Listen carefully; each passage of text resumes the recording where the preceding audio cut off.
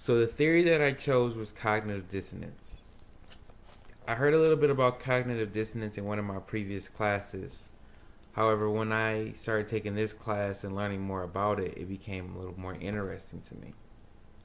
What really stuck out to me about cognitive dissonance is that everyone experiences it. Anytime our normal routine is adjusted or changed, we have this little discomfort level psychologically that we have to try to work through. The four main assumptions of the cognitive dissonance is that human beings desire consistency in their beliefs, attitudes, and behaviors.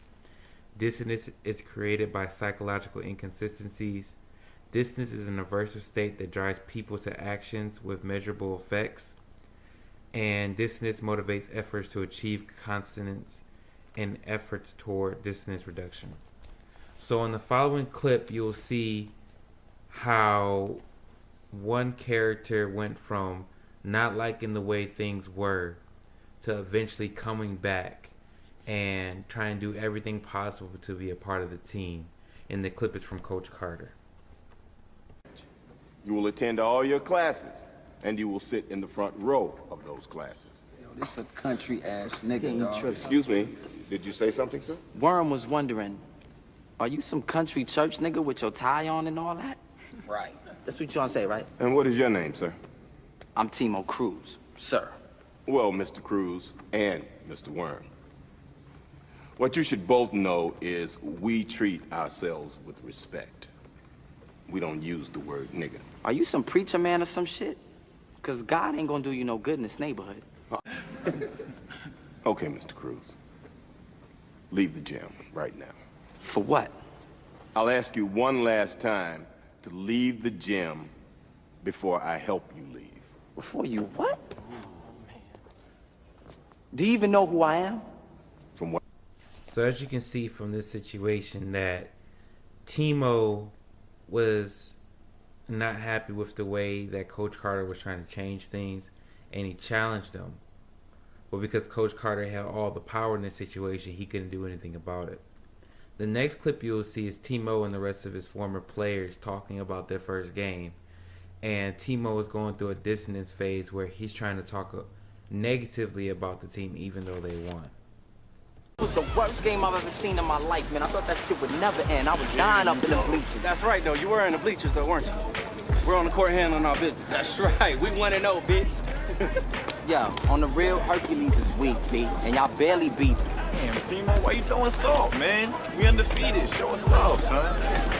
Yeah, that's right. We undefeated. Not all y'all. So here you can see Timo trying to bring the team down, talking about how bad they looked. But in essence, they actually won, and he was having the psychological inconsistency because he thought he was the man of the team, he was the best player, and they would fall without him. But they won games, and they won that game, and he was having a hard time dealing with it. So in order to reduce the inconsistency, in the next scene, you will see him trying to get back on the team. What I gotta do to play? Mr. Cruz, you do not want to know the answer to that question. Now, as I was saying, as a team, we shot 56% from the line. From now on, before you leave my gym, you must pay an exit price of 50 made free throws before you can go. That's everybody. That's a lot of free throws. Okay, Mr. Cruz. Before you can play on this team, you owe me 2,500 push-ups and 1,000 suicides. Damn. Oh, and they must be completed by Friday. He ain't finishing that by Friday. Today's flavor, offense. Now we talking. Now I have a sister. Her name is Linda. Linda is smart. She's political. Well, actually, she's radical. Linda's got a big afro. Linda is our... All right, that's it for today. We have a game tomorrow, so get some rest tonight. And remember, ties and jackets tomorrow. Clyde.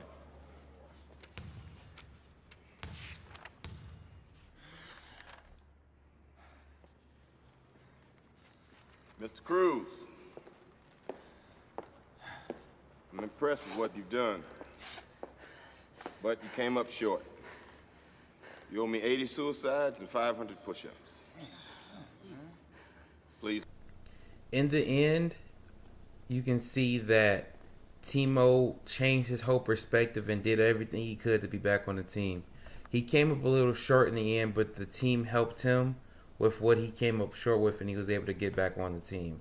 That's the measurable effect of the cognitive dissonance, that it changed who he was and what he was willing to do to get the consistency of being back on the team. This theory can be played out in a number of different ways. You can see it at work when a new boss comes in, or if any disruption in your life.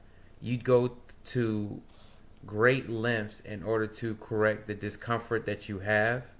And just like this example, you do everything you can to get back the comfort level you previously had.